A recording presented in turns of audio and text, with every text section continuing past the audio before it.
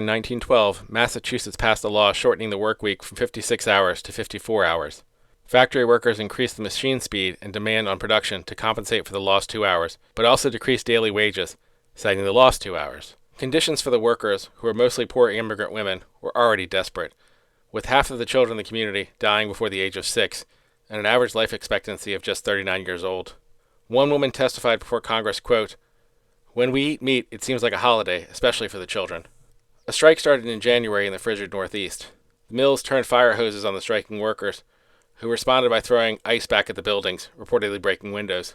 Some of the striking women were then charged with destruction of property and sentenced to a year in jail, with the judge saying, quote, "The only way we can teach them is to deal out the severest sentences." When an Italian immigrant by the name of Anna Lapizzo was murdered almost certainly by police, the local authorities tried to frame union organizers in order to break the strike, but this had the opposite effect. The striking women rallied behind the union organizers and arguably became quite radicalized. For example, it was reported that, quote, "A group of enraged Italian women happened upon a lone policeman on an icy bridge.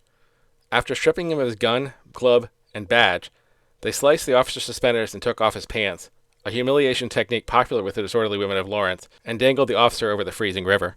The abuses by the police against the women and the children who worked at the factory were reported widely nationally and drew attention and condemnation. As a result, the striking workers were not only able to negotiate back the wages, but a wage increase as a result. The union organizers who were charged and framed were both acquitted, as all witnesses testified both men were miles away at the time of the murder.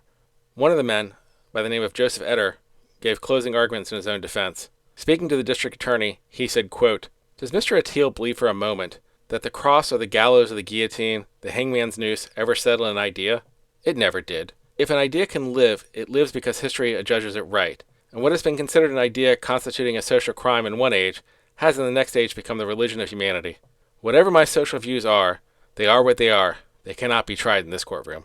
That same year, Massachusetts passed the first minimum wage law, but even this exceptional win didn't come without a cost.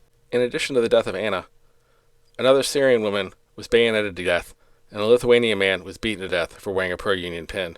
History is awkward.